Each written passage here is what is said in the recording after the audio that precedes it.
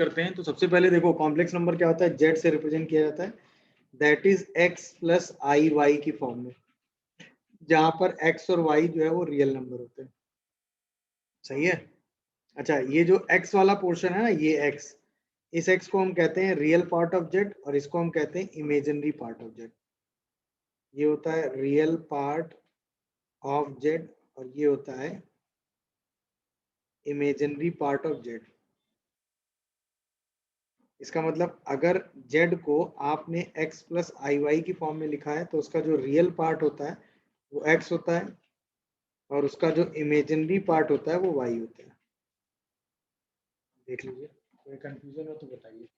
उसका real part जो है वो x होता है और उसका जो इमेजिनरी पार्ट होता है वो y होता है। अच्छा, जो ये i होता है उसे हम कहते हैं रूट ओवर ऑफ -1। i का मतलब होता है रूट ओवर ऑफ -1, इसको हम लिखते हैं आयोटा से। सही है ना।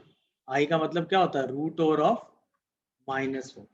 अच्छा, i का इंट्रोडक्शन कहाँ से आया था पहले तो वो समझ लो। सही है। अच्छा, एक चलो i के बारे में हम अभी थोड़ी देर में आते हैं। तो कोई भी कॉम्प्लेक्स नंबर z जो है जो x प्लस आई वाई की फॉर्म में लिखा हो, x और y दोनों क्या हो, रियल नंबर हो।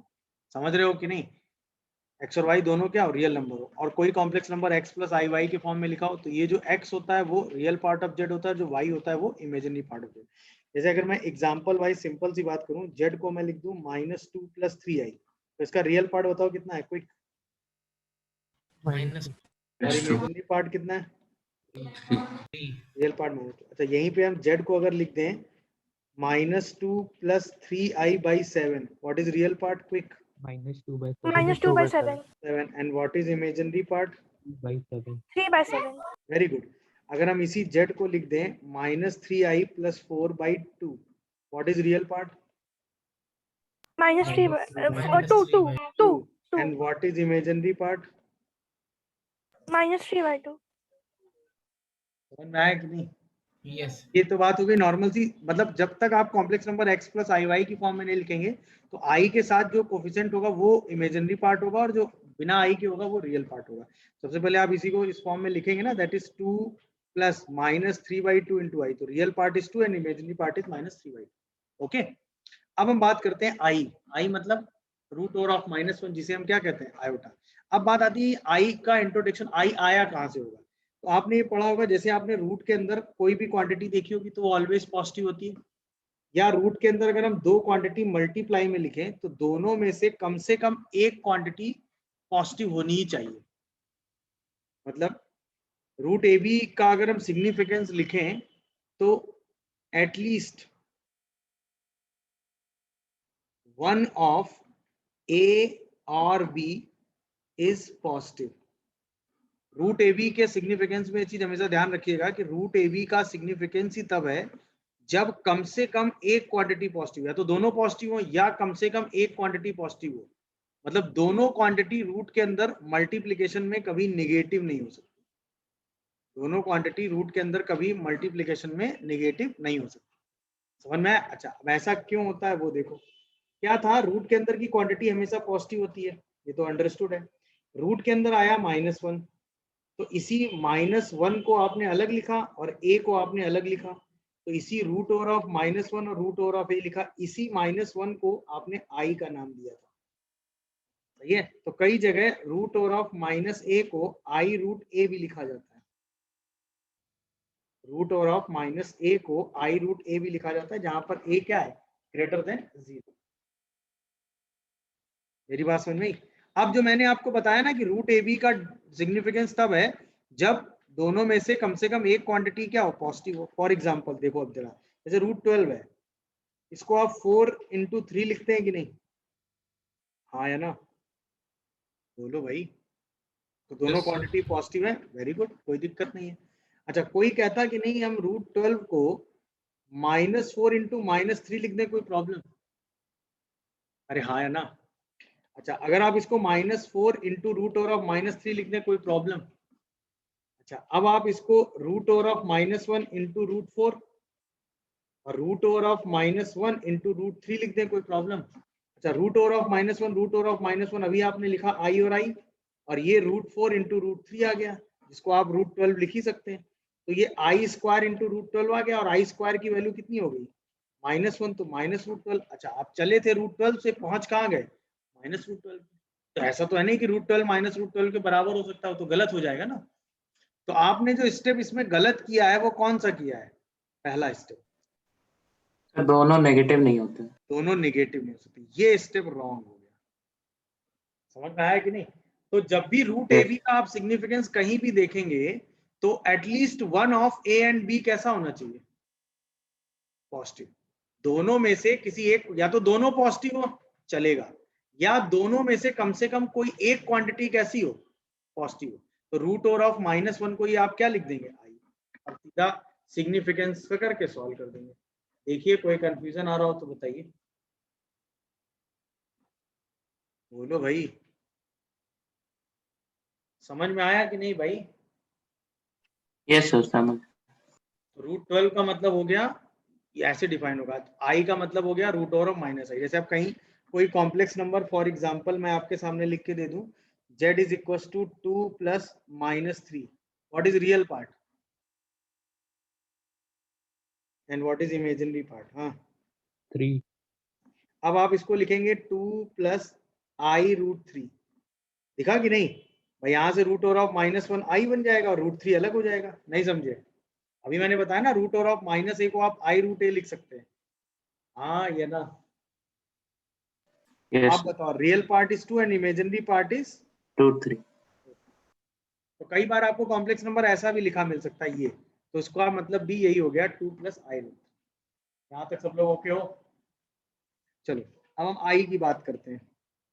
तो i के बारे में आपने पढ़ा, i की वैल्यू √(-1) होती है, तो i का स्क्वायर करोगे तो -1 आ जाएगा, i से पूरे में मल्टीप्लाई कर लो तो ये i³ आ गया। i³ की वैल्यू कितनी हो गई बताओ, अरे हाँ या ना, -i। तो ऐसे लिखो, i³ का मतलब हो गया i² इंटू आई, i² -1 हो गया। अच्छा i की पावर 4 कितना हो गया, 1। i² का स्क्वायर, i² कितना हो गया -1 का स्क्वायर मतलब 1। तो i की पावर 4 तक में आप गए तो वही चीज रिपीट करने लगी। अब जैसे आप i की पावर 5 निकालोगे फिर से i आ जाएगा, i की पावर 6 लोगे तो फिर से -1, i की पावर 7 लोगे तो फिर से -i, i की पावर 8 लोगे तो फिर से 1। रिपीट करने लगा कि नहीं करने लगा। इसका मतलब हमने एक कॉन्सेप्ट सीखा कि अगर हमें i की पावर 4n करना है, ठीक है, 4 का मल्टीपल, तो वैल्यू हमेशा क्या आएगी 1। अगर हम i की पावर में 4 का मल्टीपल +1 करेंगे तो वैल्यू आएगी i की पावर में 4 का n + 2 करेंगे तो वैल्यू आएगी i² मतलब -1। और अगर हम i की पावर 4n + 3 करेंगे तो वैल्यू आएगी i³ मतलब -i। ये सबको समझ में आया कि नहीं ये बताओ, अरे हाँ यस सर। दिखा, बोलो भाई। अच्छा अब इसी रिजल्ट को थोड़ा सा जनरलाइज करके लिख दें कि i की power n equal to i की power r, where r is remainder when n is divided by 4। बोलो, अरे हाँ या ना, ये समझ में आया कि नहीं। अच्छा जब हम किसी क्वांटिटी को 4 से डिवाइड करते हैं तो सिर्फ लास्ट के 2 डिजिट डिवाइड करते हैं, उससे जो रिमाइंडर आएगा उसकी वैल्यू हम निकाल के लिख देंगे। ये कॉन्सेप्ट क्लियर हुआ सबको कि नहीं बताओ। जैसे मान लो हमें i की पावर 2015 निकालना है, i की पावर 731429 निकालना है, i की पावर 47132516 निकालना है, क्या करोगे बताओ। सिर्फ लास्ट के 2 डिजिट लो, सिर्फ लास्ट के 2 डिजिट लो, सिर्फ लास्ट के 2 डिजिट लो, 4 से डिवाइड कर दो। जैसे इसको 4 से डिवाइड करोगे तो रिमाइंडर 3 आएगा, मतलब i³ मतलब -i। इसमें लास्ट के 2 डिजिट कितने हैं 29, तो i की पावर 1 मतलब i। कितनी भी छोटी क्वांटिटी हो, इसमें 4 की डिविजिबिलिटी यही होती है ना, लास्ट के नहीं, 2। अगर केवल 20 लिखा हो तो अबे तो भी तो लास्ट के 2 डिजिट 20 हो गए ना। अरे लास्ट के 2 डिजिट डिवाइड करो, 16 है तो क्या करोगे, पूरा पूरा डिवाइड होगा, हाँ या ना। यस सर समझ i की गए। पावर 0 मतलब 1 आया, खत्म। नहीं समझे, कुछ गैस कितना भी बड़ा नंबर लिखाओ कोई मतलब नहीं है, सिर्फ सीधे i की power n equal to i की power r, where r is remainder when n is divided by 4। n को बस 4 से डिवाइड करके अपना काम खत्म करो। n को बस 4 से डिवाइड करो और अपना काम खत्म करो। बोलो भाई, कहीं कोई कंफ्यूजन या डाउट आ रहा हो तो बताओ। अरे बोलो।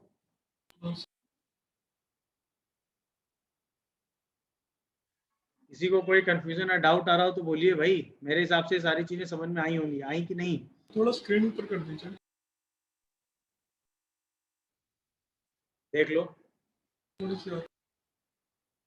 देख लो, कोई डाउट आ रहा हो तो बताओ। चलिए, इसके बाद अभी आपने देखा क्या कि आई की पावर 1, आई की पावर 2, आई की पावर 3 और आई की पावर 4, अगर हम इनको ऐड करें तो I square is -1, I cube is -i और ये +1, सब कैंसिल होकर रिजल्ट क्या बना दे रहे हैं?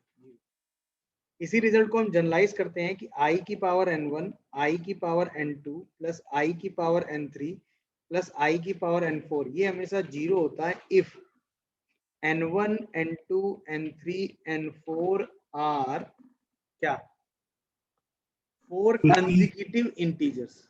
पॉजिटिव या निगेटिव में कोई फर्क नहीं पड़ता, बट ये 4 कंसेक्यूटिव इंटीजर्स होने चाहिए। R4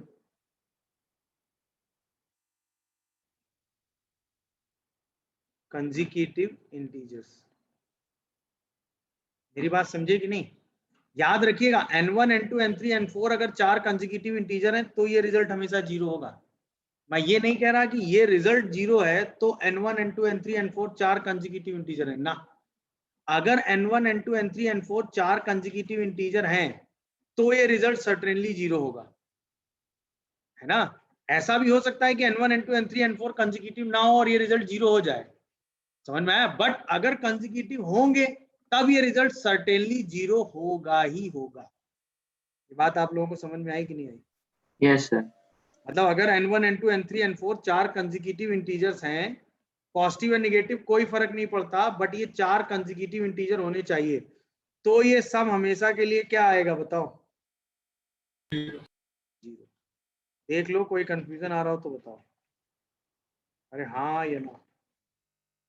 n1, n2, n3, n4 4 consecutive integers हो जाएं तो ये सम हमेशा 0 आएगा। देख लीजिए, कहीं कोई कंफ्यूजन या डाउट आ रहा हो तो बोलो। हाँ भाई, चलिए, अब यही एक इंपॉर्टेंट रिजल्ट है रूट के बारे में। अब आओ, जैसे अब मैं आपसे क्वेश्चन पूछना शुरू करता हूँ। सिग्मा लगाया मैंने, r इक्वल टू 1 से लेके 29 तक i की पावर r क्या होगा बताओ? सिर्फ i का रोल है, i की पावर r प्लस i की पावर r प्लस 1, और r की वैल्यू 1 से लेके मैं गया 25 तक, बताओ क्या आएगा? जैसे पहला वाला देखो, तो पहले वाले में चार कंसेक्यूटिव का सम तो 0 होता जाएगा। तो 1 से 4 0, 4 से 8, यानी कि जहां तक 4 4 के पेयर बनते जाएंगे वहां तक का सम 0 होता जाएगा। कहां तक 4 के पेयर बनेंगे? 28 तक। 28 तक पूरा 0 हो जाएगा। सिर्फ i की पावर 29 बचेगा, और i की पावर 29 की वैल्यू कितनी हो जाएगी? आई की पावर 1। ये बात कितने लोगों को समझ में आई भाई?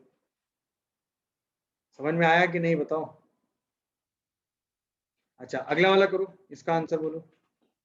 r इक्वल टू 1 से लेके 25 i की पावर r प्लस i की पावर r प्लस 1, बोलो जल्दी।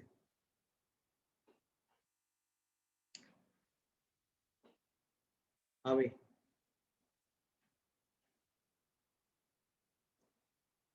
बोलो। इसमें क्या, इसको दो पार्ट में ब्रेक कर रहे हो क्या? सर आई की पावर 1 प्लस आई की पावर 2। i की पावर r कर लो कॉमन, तो 1 प्लस i बचेगा कि नहीं? देखो, यस सर। अब देखो 1 प्लस i में r है क्या? तो सिग्मा से क्या हो जाएगा? बाहर। अंदर बचेगा r इक्वल टू 1 से लेके 25 i की पावर r। अच्छा, ये सम 24 तक क्या हो जाएगा? 0 बचेगा i की पावर 25, i की पावर 25 मतलब i 1 प्लस i मतलब i प्लस i स्क्वायर। तो आंसर -1 प्लस i आ रहा है। किसी का आया था क्या? Yes sir. Answer is -1 plus i। देखो, नहीं। चलिए, अब जैसे ये क्वेश्चन आया, r इक्वल टू 6 से लेके 73 i की पावर r बताओ, देखें क्या दिमाग लगाते हो। सिग्मा कैसे डील करना है बस ये है, 1 से लेके 2009 या 209 i की पावर r प्लस i की पावर r प्लस 2, बताओ क्विक दोनों आंसर।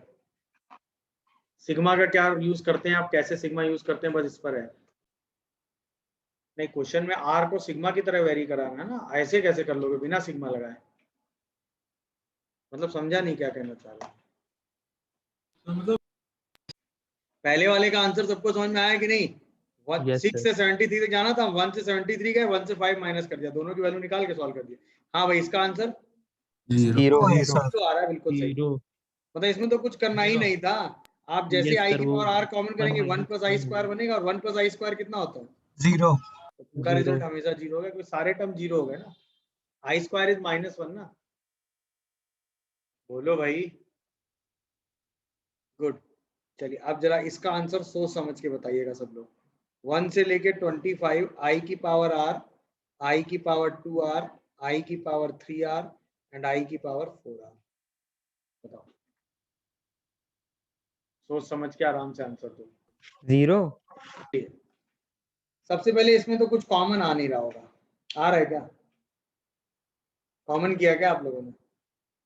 कॉमन आने का कोई स्कोप नहीं है इसमें सर 1 प्लस आई है। ना। इसको 4 पार्ट में सॉल्व करना पड़ेगा। 1 से लेके 25 आई की पावर r, आप हर बार सॉल्व कर लेंगे। r इक्वल टू 1 से लेके 25 आई स्क्वायर की पावर r, फिर r इक्वल टू 1 से लेके 25 आई क्यूब की पावर r, फिर r इक्वल टू 1 से लेके 25 आई की पावर 4 की पावर r। अच्छा, आई की पावर r 24 तक तो सारा सम जीरो हो जाएगा, सिर्फ एक टर्म बचेगा क्या, 25। ये तो सीधा आई की पावर 25 देगा, मतलब यहाँ से सीधा आंसर आई आ जाएगा। ये दिखा सबको कि नहीं? सेकंड में आओ, जब आप यहाँ आई स्क्वायर लिखोगे तो r इक्वल टू 1 से लेके 25 -1 की पावर r आएगा, मतलब एक बार +1, एक बार -1, एक बार +1, एक बार -1, तो करते करते करते 24 तक का तो सम जीरो हो जाएगा, सिर्फ एक पावर बचेगी क्या, -1 की पावर 25, तो ये -1 आ जाएगा। अच्छा, यहाँ पर आओ, जब आप r इक्वल टू 1 से लेके 25 जाएंगे, माइनस आई की पावर r करेंगे, तो 24 तक तो ये भी जीरो हो जाएगा, सिर्फ एक पावर बचेगी आई माइनस आई की पावर 25, तो यहाँ से भी क्या आ जाएगा, बोलो भाई, प्लस -1 की पावर 25। दिखा सबको कि नहीं, बताओ। अच्छा, ये तो 1 हो गया, तो r इक्वल टू 1 से लेके 25 1 की पावर r आएगा, 1 1 1 1 1 1 कितने टाइम्स, 25 टाइम्स। अब आओ सिंप्लीफाई करो, तो ये आई आया, ये -1, ये जब सिंप्लीफाई करोगे तो माइनस आई आएगा, और ये सिंप्लीफाई करोगे तो 25 आएगा, ये और ये कैंसिल, आंसर कितना आएगा भाई इसका, 24 दिखा भाई सबको? जो आप सोच रहे थे इससे ऊपर वाले क्वेश्चन में, वो काम यहाँ कर सकते हैं। यहाँ से आई की पावर r क्या कर सकते हैं, कॉमन ले लेंगे सर। जैसे आप आई की पावर r कॉमन करोगे, अंदर क्या बचेगा, 1 प्लस आई स्क्वायर प्लस आई क्यूब। अब पूरा सम क्या हो जाएगा, जीरो। समझ गए कि नहीं भाई? तो अगला वाला देखो, देखें इसमें क्या दिमाग लगा, कोई चीज ना समझ में आ रही हो तो भाई, ये दोनों तो सीधा आई की पावर r कॉमन करेंगे तो एक आई बचेगा, यहाँ से 1, और यहाँ से आई स्क्वायर इज -1, ये तो सीधा खत्म हो जाएगा, जीरो हो जाएगा। आई स्क्वायर की पावर r करोगे तो अल्टरनेट +-1 जाएगा, तो 74 तक सम जीरो हो जाएगा, बचेगा आई की -1 की पावर 75। ये आई की पावर 4 हमेशा 1 बन जाएगा, 1 1 1 1 1 1 लिखोगे तो सीधा 74। अब जैसे सिंप्लीफाई करोगे आंसर आ जाएगा। देख लीजिए, कोई कंफ्यूजन आ रहा हो तो बताइए। तो इस n को किससे डिवाइड करना है, 4 से, और रिमाइंडर यहाँ लिख देना है। अब रिमाइंडर 4 से डिवाइड करोगे, या तो 0 आएगा, या 1 आएगा, या 2 आएगा, या 3 आएगा, उसके हिसाब से वैल्यू 1 आई -1 या माइनस आई आ जाएगी। इसके बाद आई की पावर में अगर टर्म्स को ऐड करना है, और n1 n2 n3 4 consecutive integer हैं, तो ये सम हमेशा क्या हो जाएगा, जीरो। बस इससे ज्यादा का रोल आई की पावर में नहीं आएगा आपके सामने। मेरी बात समझ रहे हो कि ज्यादा टाइम नहीं देंगे, 2 क्वेश्चन करेंगे तो सब समझ लेंगे। जैसे Z1 कॉम्प्लेक्स नंबर हम कहते हैं x1 प्लस i/1 है, Z2 कॉम्प्लेक्स नंबर हम कहते हैं x2 प्लस i/2 है, तो Z1 प्लस Z2 कितना होता है, x1 x1 plus x2 plus i times of, मतलब रियल से रियल ऐड, इमेजिनरी से इमेजिनरी। Z1 माइनस Z2 करोगे तो x1 माइनस x2 आएगा plus I times of y1 minus y2 आ जाएगा। अगर Z1 इंटू Z2 करोगे तो क्या आएगा, x1 plus I y1 and x2 plus I y2। तो क्या बनेगा ये, x1 x2 minus y1 y2 plus I times of x1 y2 plus y1 x2। इसको मल्टीप्लिकेशन को दिमाग में रखने का एक तरीका मैं आपको दे देता हूँ। x1 y1 पहले का रियल और इमेजिनरी पार्ट, x2 y2 दूसरे का। तो अगर आपको रियल पार्ट लिखना है तो x1 x2 को मल्टीप्लाई करो, y1 y2 को मल्टीप्लाई करो और बीच में माइनस आ जाता है i। और अगर इमेजिनरी पार्ट लिखना है तो x1 को y2 से मल्टीप्लाई करो और y2 को x1 से। तो क्या आ जाएगा, x1 y2 और बीच में प्लस साइन लगा दो। ये दिखा कि नहीं, बोलिए। जैसे अगर मैं फॉर एग्जांपल आपके सामने चलूं, आपको 3 प्लस 4i को मल्टीप्लाई करना है 2 प्लस i से। वैसे लिखो 3 4 2 और 1। तो 3 इंटू 2 6 4 और प्लस i 3 इंटू 1 और 4 इंटू 2। तो आंसर आ जाता है 2 प्लस 11। नहीं समझे? हाँ समझ गए कि यस नहीं? सर, यस सर समझ। तो बस सीधा मल्टीप्लाई। अब जैसे यहीं पे मैं आपसे कहूँ 2 माइनस आई को मल्टीप्लाई करो 3 प्लस 4i से, तो क्या करोगे, 2 माइनस 1 3 और 4। ये 3 इंटू 2 6, 4 इंटू माइनस 1 माइनस 4, आई लोगे तो 4 इंटू 2 8 और 3 माइनस 3। ये आ जाएगा 10 प्लस 5i। ये हो जाता है। समझ गए कि नहीं भाई? बोलिए, कोई कंफ्यूजन आ रहा हो? मल्टीप्लिकेशन का एग्जांपल समझे कि नहीं? अच्छा, इसके बाद लास्ट चीज आती है डिवीजन वाली। जैसे आप Z1 को Z2 से डिवाइड करते हो तो x1 प्लस आई y1 को डिवाइड करते हो x2 प्लस आई y2 से। तो अभी हम आगे पढ़ेंगे कॉन्जुगेट। कॉन्जुगेट का मतलब i को माइनस आई लिख देना। अभी मोटी बात ये समझ लो। तो आप क्या करोगे, x2 प्लस आई y2 लिखोगे और इसका कॉन्जुगेट ले लोगे x2 माइनस आई y2 और उससे ऊपर नीचे क्या कर दोगे, बोलो, मल्टीप्लाई। मल्टीप्लाई करोगे तो ये तो नॉर्मल मल्टीप्लाई हो जाएगा। तो ये बनेगा x1 x2 plus y1 y2 plus i times of x2 y1 minus y1 y2 x1 और whole divided by a square plus b square, मतलब x2 स्क्वायर प्लस। दिखा कि नहीं भाई? तो बस इतना सब याद रखने की जरूरत नहीं है। आपको सीधा याद रखना, जो डिनोमिनेटर में कॉम्प्लेक्स नंबर रखा हो उसके कॉन्जुगेट से ऊपर नीचे मल्टीप्लाई करके इसको सिंपल मल्टीप्लिकेशन वाले फॉर्म में ब्रेक कर दो। अब ये और ये डिवाइड करोगे तो रियल पार्ट आ जाएगा, ये और ये डिवाइड करोगे तो इमेजिनरी पार्ट आ जाएगा। बात समझे कि नहीं भाई? नहीं समझे? बोलिए। समझ गए। कोई कंफ्यूजन आ रहा हो तो बताइए। क्लियर हुआ? चलिए आगे बढ़ते हैं। नेक्स्ट उसमें अगर आप आएंगे तो आप देखिए, अगर हमें Z1 में 2 मल्टीप्लाई मतलब कोई कांस्टेंट k मल्टीप्लाई करना है तो जो है k x1 में भी मल्टीप्लाई होगा और k y1 में भी। k कोई भी रियल नंबर हो सकता है, that is multiplication bye a scalar. तो वो आप आराम से पूरे मल्टीप्लाई करेंगे। अब लास्ट और इम्पॉर्टेंट चीज, अगर कहीं Z1 इक्वल टू Z2 लिखा हुआ है मतलब इक्वल कॉम्प्लेक्स नंबर, तो दो कॉम्प्लेक्स नंबर अगर इक्वल है तो इसका मतलब x1 plus i y1 equal to x2 plus i y2 होगा। ये केवल तभी पॉसिबल हो सकता है जब x1 x2 के बराबर हो एंड y1 किसके बराबर हो, y2 के। इसका मतलब अगर Z1 इक्वल टू Z2 है तो इसका मतलब real part of Z1 real part of Z2 के बराबर होगा and imaginary part of Z1 imaginary part of Z2 के बराबर होगा। तब हम कह सकते हैं कि दो कॉम्प्लेक्स नंबर कैसे हैं भाई, इक्वल। तो अगर दो कॉम्प्लेक्स नंबर इक्वल हैं तो Z1 Z2 के बराबर होगा, रियल पार्ट भी और इमेजिनरी पार्ट भी। कोई कंफ्यूजन हो तो बताइए।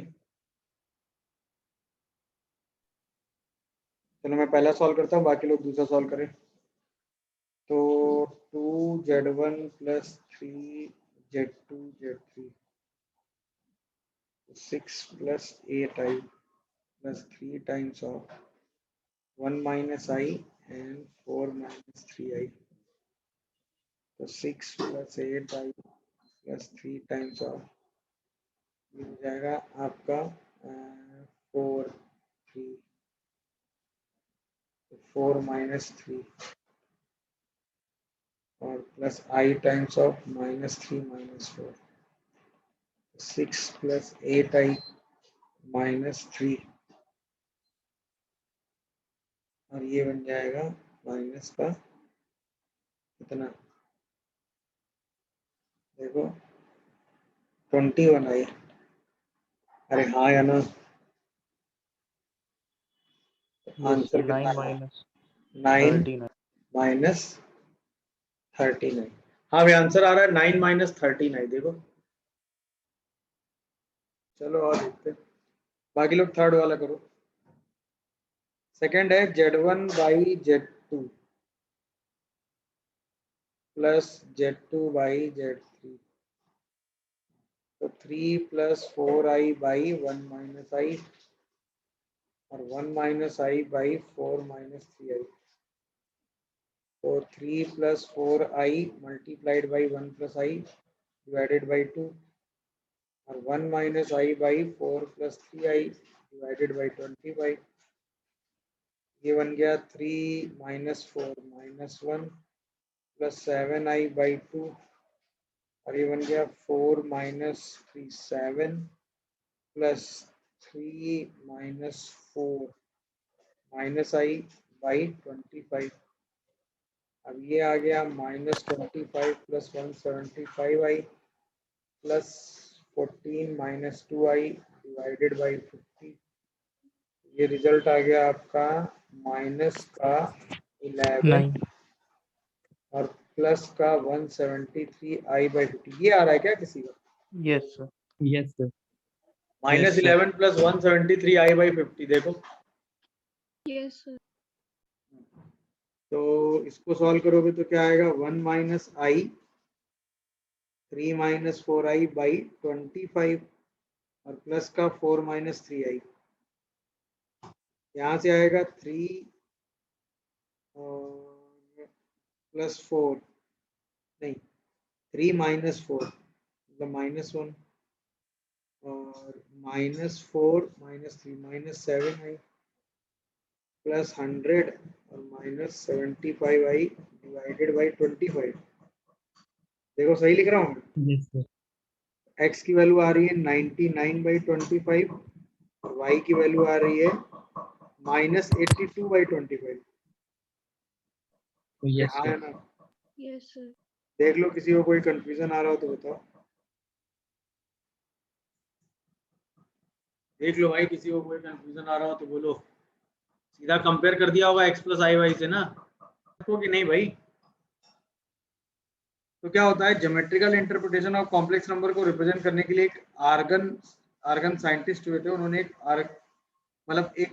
यूलर एक साइंटिस्ट हुए थे, उन्होंने एक प्लेन बनाया था, that is called Euler plane. Z अगर x प्लस आई वाई है तो यूलर प्लेन पे इस एक्सिस को हम कहते हैं रियल एक्सिस और इस एक्सिस को हम कहते हैं, मतलब हाँ आर्गन ने एक प्लेन बनाया था जिसे हम आर्गन प्लेन कहते हैं, उसे हम कहते हैं इमेजिनरी एक्सिस। ये रेफरेंस पॉइंट होता है z इज इक्वल टू 0। अब अगर हमें कोई complex number z is equal to x plus I y represent करना है तो इसका मतलब हम उसमें रियल पार्ट में कितना ट्रेवल करते हैं x और फिर इमेजिनरी पार्ट में कितना ट्रेवल करते हैं, बोलो भाई y।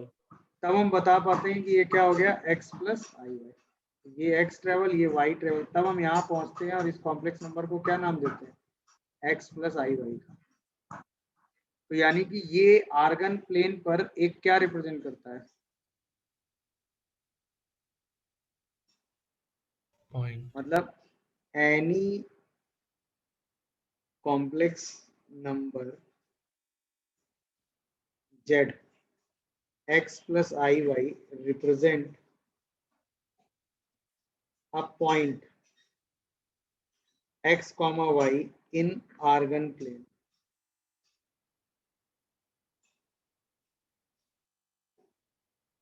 तो ये आर्गन प्लेन पे क्या रिप्रेजेंट करता है? एक पॉइंट को रिप्रेजेंट करता है। क्या रिप्रेजेंट करता है भाई, बोलो? ये आर्गन प्लेन पे क्या रिप्रेजेंट कर रहा होता है? पॉइंट। पॉइंट को।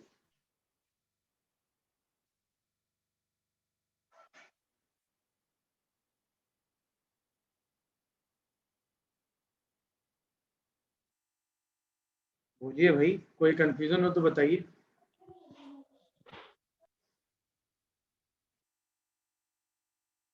समझ गए कि नहीं भाई?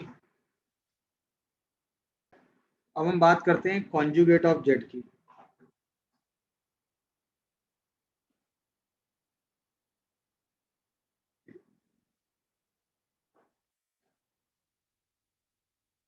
इसको हम रिप्रेजेंट करते हैं जेड बार से।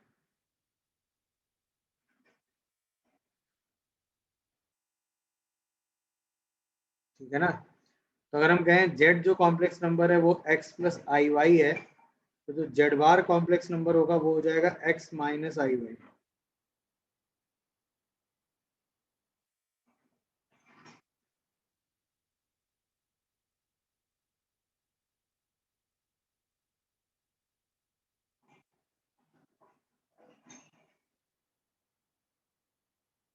बोलिए भाई। यानी कि अगर हम आर्गन प्लेन के हिसाब से देखें तो आर्गन प्लेन में कोई भी कॉम्प्लेक्स नंबर अगर हमें जेड रिप्रेजेंट करना है तो वो x प्लस आई वाई होगा। तो अगर हम उसका रियल एक्सिस से क्या ले लें? Mirror image. क्या ले लें भाई? रियल एक्सिस से मिरर इमेज ले लें, तो वो क्या रिप्रेजेंट करने लगेगा? Conjugate of Z. That is called Z bar.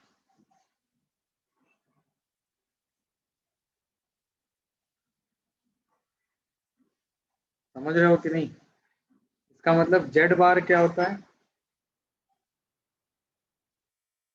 Mirror image of Z with respect to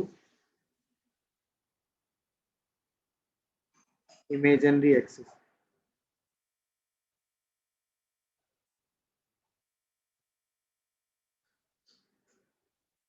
नहीं समझे? अरे बोलो भाई। Real axis. Sorry, with respect to real axis।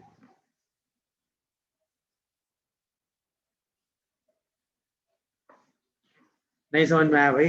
तो जेड बार जो है वो क्या रिप्रेजेंट करता है? Mirror image of z with respect to real x. देख लीजिए, कोई कंफ्यूजन आ रहा हो तो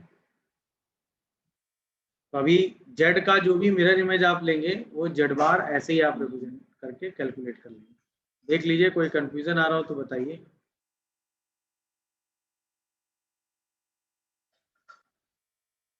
बोलिए भाई, कोई डाउट आ रहा हो तो बताइए। No sir. हाँ या ना? तो मिरर इमेज ऑफ जेड निकालेंगे तो आपको कॉन्जुगेट ऑफ जेड हमेशा मिल जाएगा।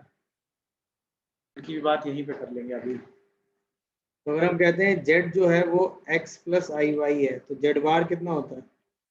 x माइनस आई वाई। Very good. तो जेड प्लस जेड बार कितना होगा और जेड माइनस जेड बार कितना होगा? देख लो। इसका मतलब x को हम लिख सकते हैं Z plus Z bar by 2 और y को हम लिख सकते हैं Z minus Z bar by 2i। समझ में आया कि नहीं?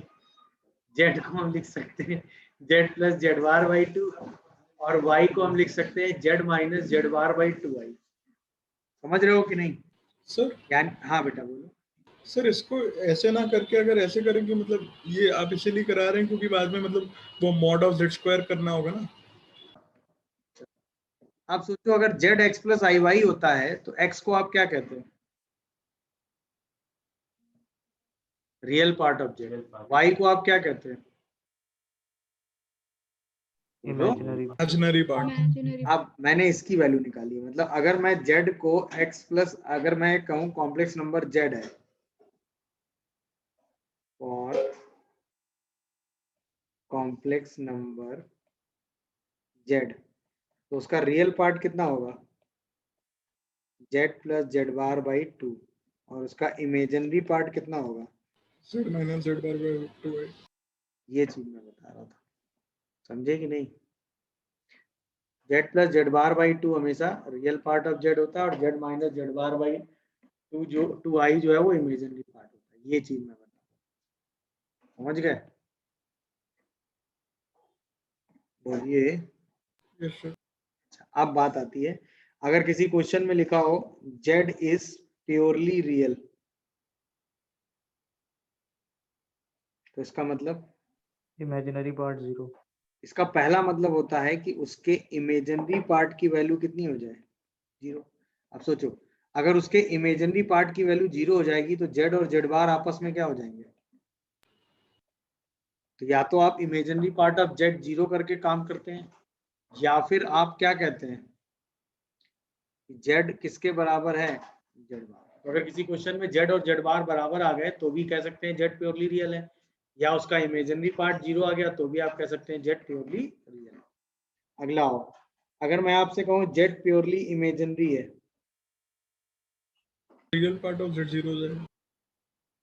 अगर मैं आपसे कहूँ z जो है वो प्योरली इमेजिनरी है, sir z equal to minus of z bar. क्या करेंगे, z equals minus of z bar. हाँ, अगर मैं आपसे कहूँ z प्योरली इमेजिनरी है,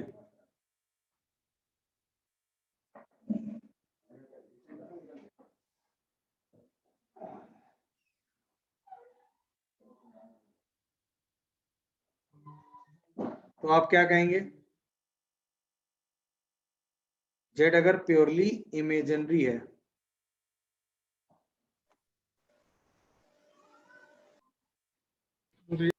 real part z 0। Purely imaginary है, तो आप क्या कहेंगे, real part of real z part equal of to z 0। 0 है, और दूसरी चीज, अगर रियल पार्ट ऑफ z को आप 0 कहेंगे तो z किसके बराबर आ जाएगा, z बार।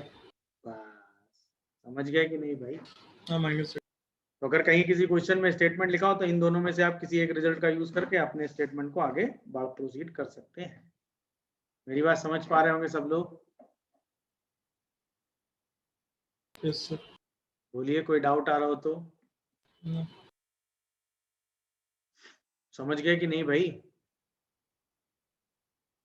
समझ यस गए, सर। Yes sir. चलो वेरी गुड। अब हम लास्ट चीज इसमें बात करते हैं ज्योमेट्री वाइज।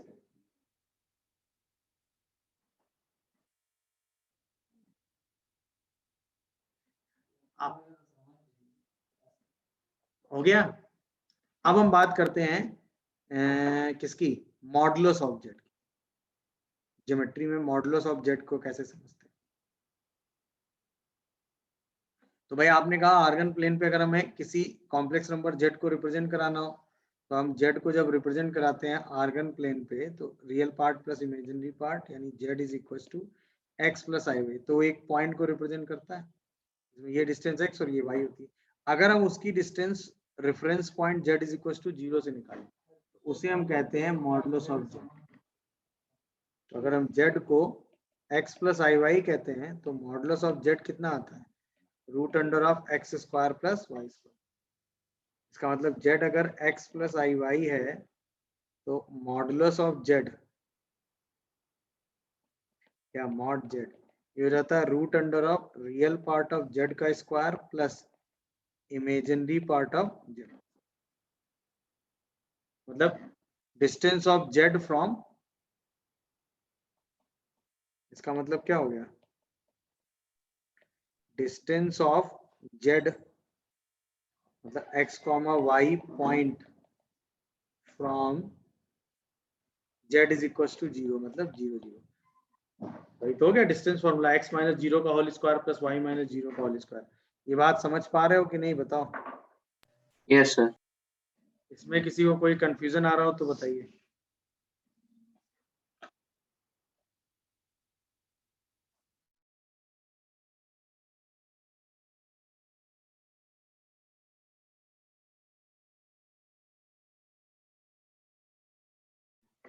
समझ गए कि नहीं भाई।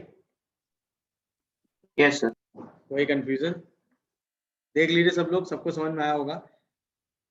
मॉडुलस ऑफ जेड का मतलब समझे कि नहीं समझे ये बताओ।